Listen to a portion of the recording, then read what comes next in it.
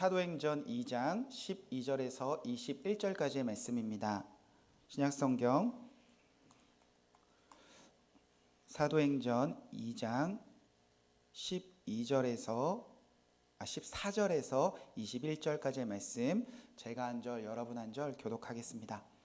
베드로가 11 사도와 함께 서서 소리 높여 이르되 유대인들과 예루살렘에 사는 모든 사람들아, 이 일을 너희로 알게 할 것이니 내 말에 귀를 기울이라.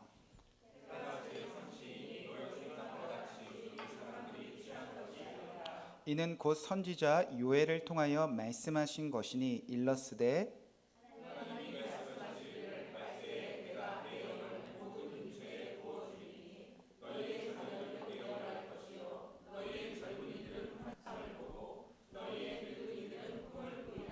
그때 내가 내 영을 내 남종과 여종들에게 부어주리니 그들이 예언할 것이요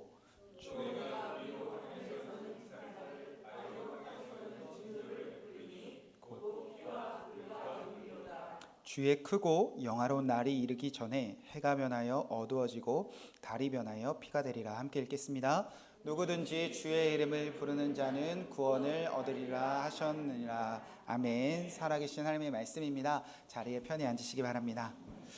계속해서 사도행전 말씀을 전합니다. 성령이 이끄시는 교회라는 주제로 저와 여러분의 삶이 성령 충만함 속에서 성령이 역사하시는 그런 기대하는 마음으로 오늘 말씀을 전합니다. 오늘은 사도행전 2장 14절에서 21절 말씀을 붙잡고 예수님의 이름을 선포하라, 예수님의 이름을 선포하라 라는 말씀 제목으로 이 말씀을 이루신 예수님의 이름으로 우리가 아멘으로 응답하는 시간 되기 원합니다. 저는 아내에게 많이 혼이 납니다. 특별히 말 실수를 많이 해서 혼이 나요. 단어 지금도 혼날지도 몰라요. 단어를 이상하게 말한다는 거나 뭐 때에 맞지 않은 언어를 말한다거나, 그리고 나서 제가 실수한 줄 모르고 있다 보면 아내가 집에 가서 혼을 내긴 해요. 그런데 사실 지금보다 어렸을 때는 더 말을 못했습니다. 저는 초등학교 3학년 때까지 아주 심한 말 더듬이었어요. 원래 그랬던 게 아니라 이유가 있었는데요. 초등학교 1학년, 2학년, 3학년 가장 친한 친구가 아주 심한 말 더듬이었어요. 처음에는 그 친구의 말을 들으면 막 답답했어요. 잘 알아듣지 못했어요. 그런데 학교에서도 같이 보내고 끝나고 같이 뛰어놀고 걔네 집에 놀러 가고 또 우리 집에 놀러 가고 그 친구랑 많은 시간을 보내다 보니까 어느새 제가 그 친구의 말을 따라하고 있더라고요. 그 친구가 하하하하 한수야, 그럼 저도 왜 서로 이제 너무 말이 잘 통하는 친구가 되다 보니까 저는 어렸을 때 아주 심하게 말을 더듬었습니다. 고치느라 엄청 고생했던 기억이 납니다. 요즘은 문득 이런 생각을 많이 합니다.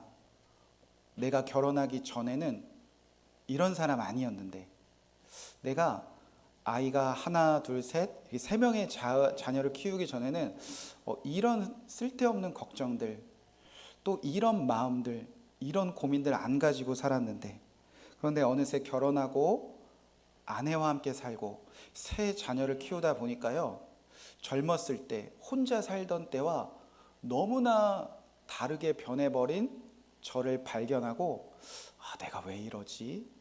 내가 왜 이렇게 변했지? 라는 생각을 가질 때가 있어요. 여러분도 공감하시죠? 아마 여러분 어렸을 때, 청소년 때, 그리고 혼자 살 때와 지금 너무 달라져 버린, 변해버린 여러분을 발견하고 계십니까? 네, 뭐 부모님, 뭐 형제, 자녀, 뭐 친한 친구, 교회, 뭐 성도님들, 뭐 목사님, 직장 동료, 내가 왜 이렇게 변했을까라는 생각이 있을 때 그렇게 영향을 주는 사람들이 여러분 곁에 지금 살아가고 있을 거예요. 우리는 누구든지 내가 아닌 사람과 만나고 함께 살고 또 많은 시간을 보내며 살다 보면 그 사람 닮아가게 변해버린 여러분 다 발견하며 살아가고 있습니다. 마찬가지로 내가 예수님을 잘 믿고 있는가, 내 안에 예수님이 정말 성령으로 찾아오셔서 나는 그분과 함께 오늘 하루하루 살아가고 있는가? 옆에 계신 분들에게 한 가지 질문만 해보면 다 드러납니다. 한번 옆에 계신 분들 한번 바라볼까요? 한번 물어보세요. 제가 좀 변했나요? 물어보세요. 자, 시작. 네. 만약에 옆에 있는 사람 못 믿겠다 그러면 집에 가서 남편에게 물어보고 아내에게 물어보세요. 부모님께 물어보세요. 특별히 여러분 자녀들에게 한번 물어보세요. 여보, 내가 좀 변한 것 같아요? 아빠, 엄마, 내가 좀 변한 것 같아요? 그리고 마음 단단히 먹고 자녀들에게 물어보세요. 엄마, 아빠가 오늘 교회 갔다 왔는데 좀 변한 것 같니? 근데 아이들이 남편과 아내가 너무 곤란해한다. 아니면 뭐가 변했냐고 막 화내기 시작한다. 여러분, 웃을 일이 아닙니다. 지금 우리에게는 지금 큰일이 벌어지고 있는 것입니다. 오늘 말씀에서도 보면 살아계신 예수님을 진짜 만난 사람들의 이야기입니다. 바로 죽으시고 부활하신 예수님이 성령으로 찾아오셔서 그 충만한 사람들의 삶입니다. 그들은 예수님의 제자들이었고 그 중심에 오늘 베드로가 서 있습니다.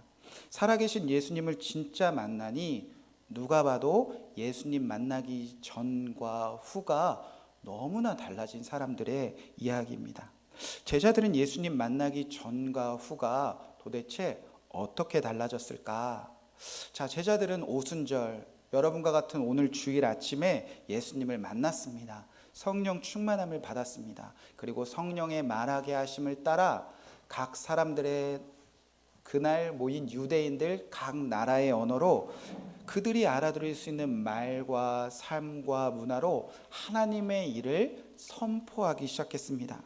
그러자 주변에 있던 많은 사람들 중에 감동을 받았던 사람도 있었을 것 같아요. 그런데 또 다른 많은 사람들은 그 예수님을 만난 사람들을 조롱하기 시작했습니다.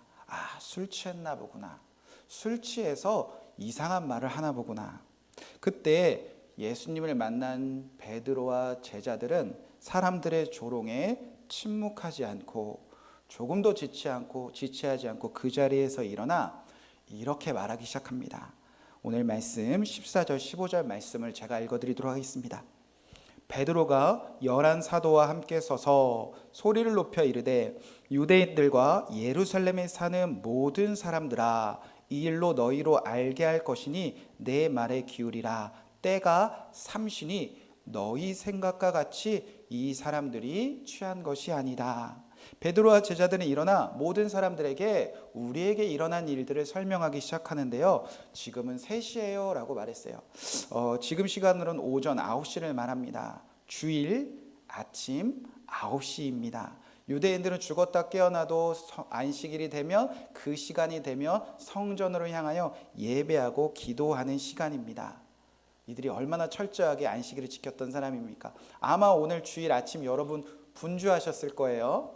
씻지 않으셨던 분들도 교회 가니까 예쁘게 씻고 또 화장하고 예쁜 옷을 입었을 거고, 아무리 술을 많이 드셨던 분도 주일 아침에 교회 가기 전에는 술을 안 먹잖아요. 지금 그런 이야기를 하고 있는 거예요. 이 시간은 우리가 가장 경건한 시간인데 우리가 무슨 술에 취했겠느냐라고 먼저 얘기한 후에 베드로는 지금 나에게, 이 제자들에게 지금 이 순간 우리에게 일어난 일들이 무엇인지 말하기 시작합니다. 16절 17절 말씀 제가 읽어드리도록 하겠습니다.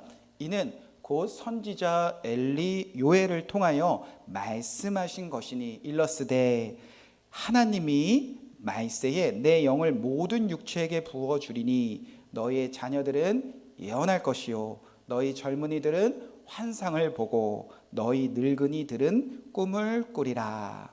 우리는 술 취한 것이 아니라 하나님이 선지자 요엘을 통하여 약속하신 말씀이 이루어졌을 뿐입니다 라고 대답을 합니다. 자, 그럼 하나님이 요엘을 통하여 말세에 이루신 말씀은 무엇인가? 하나님의 영을, 거룩한 영을, 성령을 사람들에게 부어주신다고 약속하셨는데 오늘 이루어진 거예요 라고 대답했다는 거예요. 성령의 부음받은 자녀들은 예언을 하게 하실 것이고, 성령의 부음받은 청년은 환상들을 보게 될 것이고, 성령의 부음받은 나이 많은 사람들은 꿈을 꾸게 하신다. 그 말씀이 우리에게 이루어진 거예요 라고 대답을 합니다. 그리고 하나님은 당신의 영을 부어 예언하고 꿈을 꾸고 환상을 보는 당신의 남종과 여종을 통해서 무엇을 하게 하신다라고 약속하셨는지 아십니까? 라고 묻는 거예요. 자, 18절 말씀을 우리 다시 한번 읽어보겠습니다.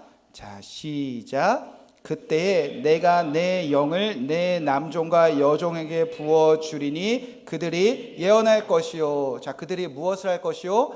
예언할 것이요. 자, 정리해보면 베드로와 제자들, 살아계신 예수님을 만난 그 순간 하나님의 약속이 이루어졌습니다. 성령을 부으셨고 그의 종들은 이제 세상을 향하여, 우리 주변에 있는 사람들을 향하여 하나님은 무엇을 하게 하신다는 거죠? 예언하게 하신다는 거예요. 여러분, 우리가 지금 예수님을 믿는 사람들입니다. 동의하시죠? 여러분의 성령님 계시죠? 우리 다 신분과 정체를 숨기고 살고 있었어요. 혹은 내가 얼마나 위대한 사람인지 다 모르고 살았던 거예요. 예수님 믿는 그 순간 하나님은 여러분을 어떤 사람으로 살게 하시냐? 예언자로 살게 하신다는 겁니다. 예언자. 한 번 더 우리 좀 조시는 분들이 있어서 옆에 분들 보고 얘기해 볼까요? 딱 걸리셨어요. 자, 시작. 예언자시군요.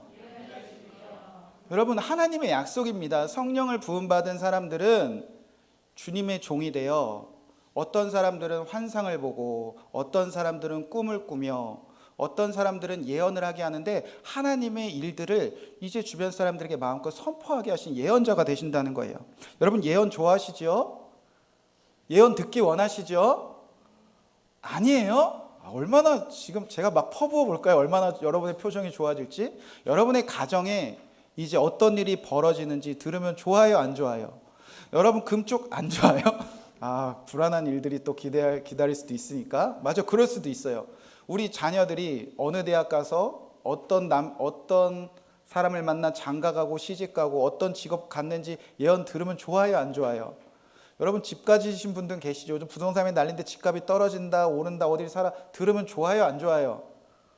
이런 거 관심 없는 우리 더처치교회 성도님들 사랑하고 축복합니다. 이러면 설교가 이상해지는데. 자, 저는 좋아해요. 저는 막 불안할 때 하나님이 내일 어떤 일이 일어나는지 알려주시면 너무 좋을 것 같아요. 그리고 여러분은 안 그런 것 같지만 세상 사람들은 미래를 두려워하고 듣고 싶어 합니다. 제가 어느 날 서울 외곽에 있는 식당을 향해 가던 길이었습니다. 그런데 식당이 점점 다가오면서 눈에 확 띄는 아주 촌스럽지만 어마어마하게 큰 간판을 봤어요. 노란색의 빨간 글씨로 이렇게 써 있었습니다. TV에 출연한 퇴마사 예언자 땡땡땡 이렇게 써 있었어요. 그리고 그 밑에 투자 상담, 결혼 상담, 진로 상담, 당신의 미래를 모두 가르쳐 드립니다 라고 써 있고, 누가 봐도 사기꾼 같은 어떤 아저씨의 사진이 대문짝만하게 딱 붙어 있는 거예요. 제가 그걸 보면서 저런데 누가 갈까 싶었어요. 더 신뢰할 수 없는 건 그 사람이 가짜다 싶은 거는 그렇게 예언만 해도 얼마나 잘 살까요? 예언만 해도 얼마나 바쁠까요? 그런데 그 옆에 아주 큰 글씨로 고구마 2kg에 2만 원 붙어 있는 거예요. 그리고 불가마 성인 8,000원. 이런 분 예언을 하면 이런 거 안 해도 될 것 같잖아요. 그런데 그렇게 붙어 있어요. 그래서 점점 식당 옆에 그 점쟁이가 계신 분을 가까이 가면서 이런 현대 사회에서 이런 지식인들이 가득한 세상에서 저런데 누가 갈까 싶었는데 웬걸 주차장 가득 차들이 꽉 차 있더라고요. 그리고 줄 서 있더라고요. 사람들은 예언을 듣고 싶어하고 열광하는 모양입니다. 그럼 하나님이 이런 사람들에게, 예수님 믿는 사람들 통해서 그들이 듣고 싶어하는 예언하게 하셨을까? 어느 땅이 개발되니까, 부동산이 오를 거니까 던지세요. 주식이 이제 폭락할 거니까 사세요. 이런 예언. 누구랑 결혼을 하면 안 돼요. 어떤 사람을 만나야 돼요. 자녀들은 뭘 시켜야 돼요. 어디 가면 병에 걸려요. 병에 나아요.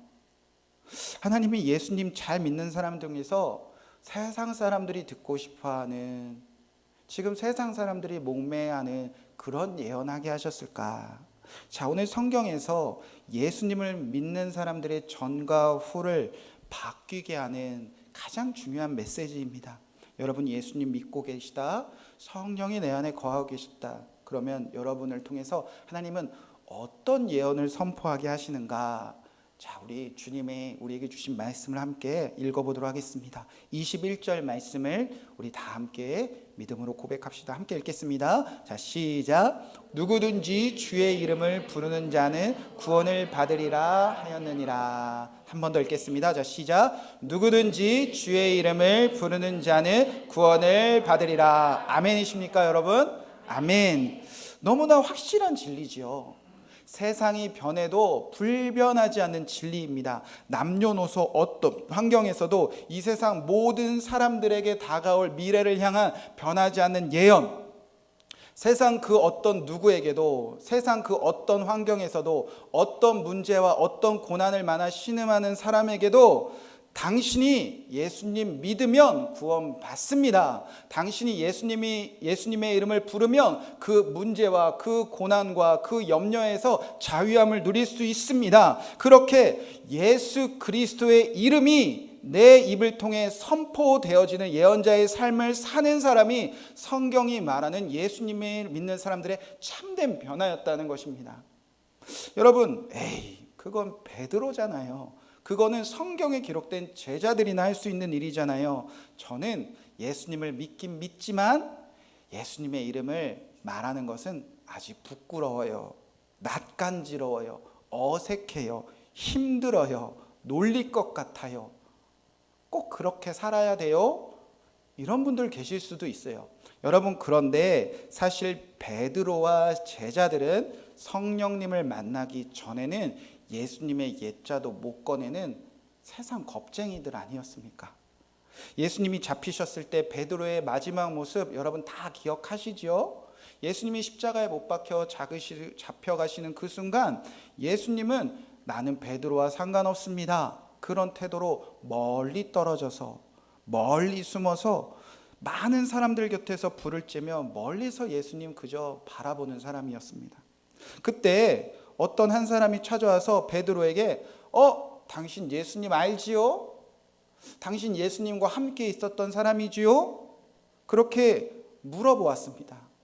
그 사람이 힘이 센 남자도 아니었고요, 로마 군인도 아니었고요, 유대 종교 지도자들도 아니었습니다.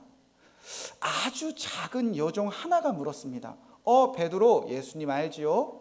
전한수 목사 예수님 알지요? 그렇게 물었을 때 베드로는 그 여종 하나가 두려워서 예수님을 모른다고 했고 부인하고 도망치려고 했고 예수님을 저주까지 했던 예수님의 옛자도 못 되는 겁쟁이 아니었습니까? 그런 베드로가 변했습니다. 예수님, 살아계신 예수님 진짜 만나니 변했습니다. 성령을 만나자 변했습니다. 여종 앞에서 예수님을 전하려 일어나지도 못했던 사람들이 지금 천하 만국에서 모여든 그 경건한 유대인들 앞에서 벌떡 일어나는 사람이 되었어요. 사람들 앞에서 누군가 들을까봐 작은 목소리로 저는 예수님 몰라요 도망치던 베드로가 이제 세상 사람들 다 들으라고 가장 큰 목소리로 예수님의 이름을 선포하는 사람으로 변했다는 것입니다. 여러분, 이게 예수님을 믿는 사람들의 변화예요. 어느 목사님의 설교 중에 들었던 예화입니다. 그 교회 장로님이 자신이 권사 취임 받았을 때 이야기를 해주셨던 모양이에요. 주일에 권사로 이제 임직식을 했습니다. 그리고 바로 다음날 월요일 회사에 출근을 하셨대요. 회사 구내식당에서 점심을 먹는데 그동안은 식사기도 한 번도 안 하셨대요. 혹시 직장에서 교회 다니는 거 괜히 드러냈다가 신우에 끌려갈까 그것도 걱정되고, 예수님 믿는다고 말했다가 괜히 예수님 믿는데 왜 그래요? 라는 그런 손가락질 당할까 봐도 그래 두려워서 예수님을 믿지만 많은 사람들이 모여있는 직장 구내식당에서 한 번도 식사 기도 안 해보신 장로님이셨어요. 그동안 예수님을 믿는 걸 잘 숨기고 살았는데, 에이 그래도 어제 권사 임명 받았고 내가 예수님 잘 믿겠다고 목사님 앞에서 성도님 배수님 앞에서 아멘 했으니 오늘 그래도 식사기도 한번 해보자 라고 마음을 먹었대요. 근데 이게 잘 안 되더래요. 사람들이 날 볼까? 부장님 예수님 믿었어요. 누가 가까이 와서 물어볼까? 그래서 끙끙끙 앓다가 기도할 수도 없고 안 할 수도 없고, 그래서 고민하다 꾀를 낸 것이 이렇게 눈 비비는 척하면서 식사기도 겨우 하고 드셨다는 그 장로님의 이야기를 제가 다른 목사님 설교에서 들었습니다. 여러분, 이 웃지 못할 이야기가 사실 우리의 이야기예요. 가정에서 벌어지는 일이고요, 우리가 일하는 직장에서 벌어지는 일이에요. 여러분의 자녀들이 교회 학교 잘 다니는데 학교 가면, 학원 가면, 직장 가면, 친구들 만나면 지금 그렇게 살고 있을지 몰라요. 여러분 예수님 믿으시잖아요. 우리 다 성령 충만함 받았잖아요. 누구는 충만하고 누구는 충만하고 이런 성령은 없습니다. 성령을 부으면 다 충만해진 거예요. 우리는 예수님 믿고 성령이 내 안에 충만히 거하셨는데, 이 메시지를 따갑게 들어줬는데 왜 우리는 예수님의 이름을 이 땅에 선포하는 예언자의 삶이 이리도 낯설고 어렵고 부끄럽게 느껴질까? 남편에게, 아내에게, 부모님에게, 자녀에게, 친구들에게, 성도들끼리 다른 이야기는 밤새도록 할 수 있는데 예수님의 이야기는 왜 이렇게 밤새도록 할 수 없을까? 사실 이유는 딱 한 가지입니다. 우리는 베드로처럼, 제자들처럼 죽으시고 부활하신 예수님이 내 안에 들어오셨다는 그 사실이, 그 성령의 임재가 나의 모든 삶을 구원하셨다는 가장 강력하고 가장 온전한 증거인 것을 아직도 신뢰하지 못해서 그래요.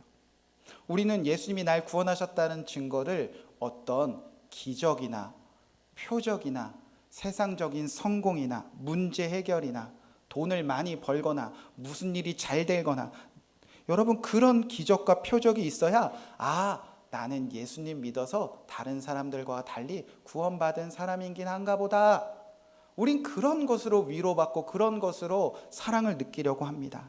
그런데 여러분, 예수님이, 하나님이 우리를 구원하셨다는 가장 강력한 증거는 그가 우리에게 찾아오시는 거예요.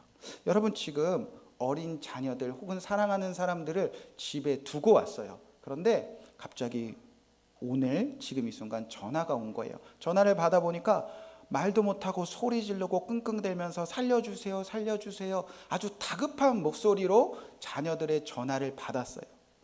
여러분 그 자녀 살리려면 여러분 지금 어떻게 할 거예요? 돈 붙여줄 거예요? 그냥 누구누구 찾아가 봐라 이럴 거예요? 죽겠다는 그 자녀의 전화를 받으면 여러분 지금 어떻게 하실 거예요? 당장 그 자녀가 있는 집으로 찾아가는 것만큼 가장 완벽한 방법이 뭐가 있겠습니까? 부모가 자녀를 살릴 수 있는 방법은 문제가 생긴 자녀의 삶으로 뛰어가는 거예요. 하나님도 마찬가지예요. 하나님이 당신이 너무나 사랑하는 저와 여러분을 구원하는 가장 완전하시고 가장 강력한 방법은 전능하시고 거룩하신 그 하나님께서 우리에게 찾아오시는 거였어요.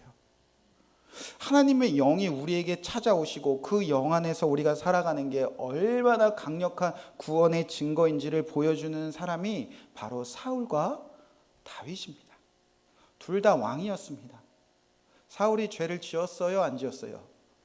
하나님 앞에서 많은 죄를 지었습니다. 다윗이 하나님 앞에서 죄를 지었습니까, 안 지었습니까? 다윗도 똑같이 죄인이었어요. 그런데 결론은 너무나 달라요. 하나님의 영이 내게 임한 것이 얼마나 귀한 것인지, 하나님의 영 안에서 살아가는 것이 내가 얼마나 구원을 누리고 사는 것인지, 귀히 여기는 자와 천히 여기는 자의 차이에 따라서 그들의 삶의 결론은 너무나 달라집니다. 사울은 하나님의 영이 내게 임한 것이 얼마나 놀라운 사건인지, 얼마나 강력한 구원의 증거인지 아멘하며 누리지 못했습니다. 그런 사울에게서 하나님이 그에게 주신 구원을 빼앗는 방법은 사실 한 가지였습니다. 말씀을 한번 제가 읽어드리도록 하겠습니다. 사무엘상 16장 14절 말씀. 여호와의 영이 사울에게서 떠나고, 여호와께서 부리시는 악령이 그를 번뇌하게 한지라. 사울에게서 하나님의 영이 떠나가니 기름 부음 받았던 왕으로 떵떵거리며 살았던 사울은 구원의 감격을 잃어버리고 악령이 시달려 번뇌하다가 다윗 미워하고 다윗 시기하고 다윗 쫓아다니다가 비참한 삶을 맞이하지 않았습니까? 하나님을 그렇게 사랑하는 다윗도 사울처럼 왕의 자리에서 죄 지었습니다. 어쩌면 사울보다 드러나는 죄는 더 컸어요. 사울의 죄는 예배 드리지 않는 것, 예배의 주인은 하나님이 아니라 본인이 주인 되려고 했던 것, 한 사람 미워했던 것, 시기했던 것, 용서하지 못했던 것. 그런데 다윗이 드러나는 죄는 더 컸어요. 유부녀와 동침하는 음란한 죄를 지었고요. 유부녀와 동침하기 위해서 그의 남편 우리아를 죽이는 살인죄까지 지었던 사람입니다. 그러나 죄를 깨달은 다윗은 한 가지 간절히 기도합니다. 시편 51편 11절 말씀입니다. 나를 주 앞에서 쫓아내지 마소서. 주의 성령을 내게서 거두지 마소서. 주의 구원의 즐거움을 내게 회복시켜 주소서. 내가 죄를 지었습니다. 나는 죽을 죄인입니다. 그런데 하나님, 한 가지만 약속해 주세요. 하나님의 성령을, 주의 영을 내게서 거두어만 가지 말아 주시옵소서.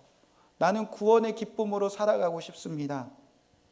같은 죄를 짓고 어쩌면 더 큰 죄를 지었지만 하나님의 영을 사모했고 하나님의 영 안에 구원이 있음을 잊지 않고 간절히 회개했던 다윗은 평생 구원의 감격을 누리며 살았습니다. 하나님의 영, 성령은 구약부터 신약까지, 그리고 오늘날 우리의 삶 속에서도 당신이 사랑하는 자녀들을, 성도님들을 구원하는 가장 완전한 방법이셨어요. 그래서 하나님이 우리를 구원하시기 위해서 죽으시고 부활하신 예수 그리스도를 우리에게 다시 성령으로, 보혜사 성령으로 우리에게 보내주신 것 아닙니까? 자, 그런데 우리는 성령님 말고, 예수님 말고, 그분이 나에게 찾아오신 거 말고 다 믿는 구석은 따로 있어요. 내 삶을 구원할 것은 예수님, 성령님이 아니라 다 한 가지씩 다른 거 믿고 살아요. 예수님보다, 성령님보다 돈, 집, 아파트, 통장 잔고, 번듯한 직장, 학벌, 성공, 그것이 우리의 삶이 구원할 것이라고 믿어요. 예수님, 성령님, 그가 우리에게 가르쳐 주시는 성령에 따라서 순종하는 삶이 아니라 나의 지식, 나의 경험, 나의 노하우, 세상이 가르쳐 주는 지혜, 그 지혜가 우리를 구원할 것이라고 믿어요. 예수님, 성령님이 아니라 우리 부모님, 우리 남편, 우리 아내, 내 자녀가 잘됨이 우리의 삶을 구원할 것이라고 철석같이 믿어요. 다 예수님 믿는다고 하면서, 성령님 믿는다고 하면서, 예수님 믿으면 구원받는다고 하면서 우리 다 딴 주머니 차고 있는 거예요.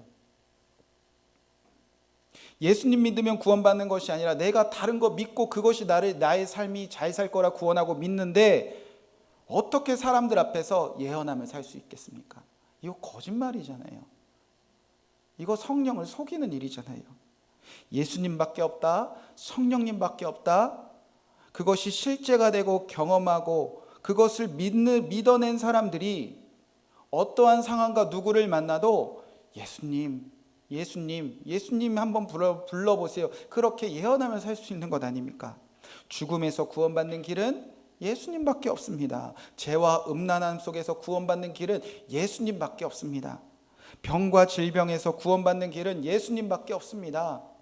상처와 부정적인 생각, 염려, 우울함, 분노, 거기서 구원받는 길은 예수님밖에 없습니다. 가정에서 일어나는 일들, 부부간의 갈등, 자녀들과의 갈등, 자녀를 어떻게 키워야 될지 막막할 때 예수님밖에 없습니다. 후회투성인 과거와 불안한 미래, 예수님밖에 없습니다. 직장, 재정 문제, 집값이 오르든 떨어지든 세상의 모든 일어나는 일들, 나라, 정치, 경제, 전쟁, 세계에서 일어나는 수많은 기근과 자연재해들, 모든 일어나는 문제에서 구원의 방법은 예수님밖에 없습니다. 사단이 100가지, 1000가지, 10,000가지 질문을 가지고 너 구원받을 수 있겠냐, 너 구원받은 건 맞냐 라고 물을 때 우리의 대답은 오직 하나, 예수님, 예수님, 예수님이 우리를 구원하셨지, 이것이 내게 실제가 되어야, 그렇게 고백하며 살아내는 사람이어야 남편에게도 아내에게도 부모에게도 자녀에게도 친구들에게도 이 위례에 있는 이웃들에게도 예수님, 예수님, 예수님 이름을 부르면 살 수 있습니다, 이렇게 선포하면 되는 것 아닙니까? 베드로는 그게 실제가 되었다는 거예요. 베드로에겐 그게 진리였다는 거예요. 목사님이셨던 아버지와 사모님이었던 어머니, 참 제가 답답했습니다. 비겁한 변명하며 사는 사람들처럼 느껴졌어요. 지금도 어머님 때문에 속 터질 때가 있어요. 뭐만 물어보면 다 예수님이에요. 결론이 예수님. 어릴 적 제가 필요한 거 사달라고 그러면 엄마는 돈이 없어. 예수님이 사주실 거야. 뻥이에요. 엄마 이런 문제가 있어요. 이런 문제가 있어요. 예수님께 기도해봐. 엄마 저는 커서 뭐가 돼야 돼요? 제가 진짜 목사가 돼야 돼요? 저는 커서 뭐 먹고 살아야 돼요? 예수님이 알려주실 거야. 저는 그렇게 피해자처럼 살았어요. 그리고 피해받는다고 생각했어요. 피해자는 저뿐만 아니라 저희 교회 주변의 이웃들은 다 그렇게 피해자처럼 제가 보였어요. 남편 때문에 속상해요. 예수님이 도와주실 거예요. 애들 때문에 속상해요. 예수님이 도와주실 거예요. 사업이 망했어요. 예수님이 도와주실 거예요. 직장에서 잘렸어요. 예수님이 도와주실 거예요. 그게 얼마나 답답했는지. 그리고 변명처럼 들렸어요. 내가 해결할 수 없으니까 그냥 예수님, 예수님, 그거밖에 없으니까 예수님이라는 그 어머니와 아버지의 삶이 무능해 보였어요.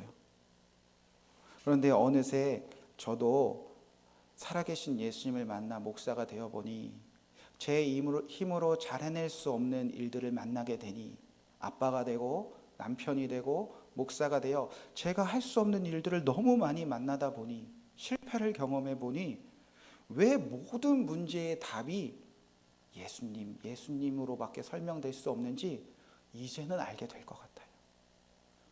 그리고 그 예수님으로 말하는 그 나의 고백이 비참한 고백이 아니더라고요. 변명이 아니더라고요. 실패가 아니더라고요. 없어서 예수님을 고백하면서 스스로 위로받으려고 하는 고백이 아니더라고요. 정말 살아계신 예수님이 성령으로 내게 오셨고 그것이 얼마나 놀라운 구원의 은혜인지 알게 되니, 그리고 나도 성도님들의 어떠한 질문과 어떠한 슬픈 고백에도 문제에도 답이 예수님밖에 없으니 예수님을 하고 선포할 수밖에 없더라고요.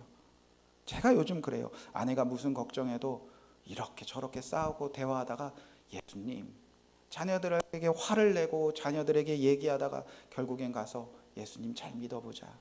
교회에 어떤 문제 생기거나 누가 교회 걱정해주면 예수님, 예수님, 예수님. 우리의 둘러싼 모든 문제나 염려와 걱정 속에 예수님이 내게 성령으로 오셨다면 그분이 해결해 주시겠지. 그런 믿음으로 사는 게 얼마나 감사하고 얼마나 평화로운 삶인지 알게 되었습니다. 순회선교단 김용희 선교사님이 설교 중에 자주 하시는 말씀이 있습니다. 나를 변화시킬 수 없는 복음은 복음이 아니다. 나를 움직일 수 없는 믿음은 결코 믿음이 아니다. 복음은 우리를 변화시키는 힘입니다. 믿음은 우리를 변화시킵니다. 그 놀라운 변화, 오늘 성경이 말하긴 우리는 예수님의 이름을 선포하는 사람, 예언자 되게 하셨다는 거예요. 누군가 재정으로 어렵다고 말하면 예수님, 자녀들이 직장과 학교와 모든 일로 진로의 힘을 고민할 때 예수님 믿자. 누군가 몸이 아파 병들고 지쳐 있을 때 예수님의 이름을 그에게 선포해주고, 누군가 밑도 끝도 없는 걱정으로 신음하고 아파할 때 예수님 선포해주고, 끊어지지 않는 죄로 인하여 신음할 때 예수님의 이름을 선포해주고, 끝까지 예수님 한번 믿어보자 말할 수 있는 사람, 그 사람이 오늘 예수님 믿는 사람의 참된 변화의 시작이었습니다. 21절 말씀을 다시 한번 읽어드리도록 하겠습니다. 누구든지 주의 이름을 부르는 자는 구원을 받으리라. 아멘. 여러분을 향한 하나님의 선포입니다. 이것이 실제가 되어지면 우리도 똑같이 얘기하고 사는 거예요. 누구든지 예수님의 이름을 부르는 자는 구원을 받으리라. 오늘 이제 주일 예배가 끝나고 저 교회 문을 나가 가정과 이웃을 향해, 온 세상을 향해, 그리고 특별히 여러분 자신을 향해 선포하시기 바랍니다. 예수님의 이름을 부르면 구원을 받습니다. 그렇게 놀라운 성령 충만의 변화를 겪으시고 그로 인하여 세상을 변화시키는, 가정을 변화시키는 저와 여러분 되시길 주님의 이름으로 간절히 축복의 말씀을 드립니다. 이 말씀 붙잡고 찬양하며 봉헌해 드리고 제가 축도함으로 주일 예배를 마치도록 하겠습니다. 우리 슬픈 마음 있는 사람, 예수의 이름을 부르면 우리의 소망 되시고 우리의 구원의 이름이 되시는 예수님의 이름을 함께 찬양하도록 하겠습니다.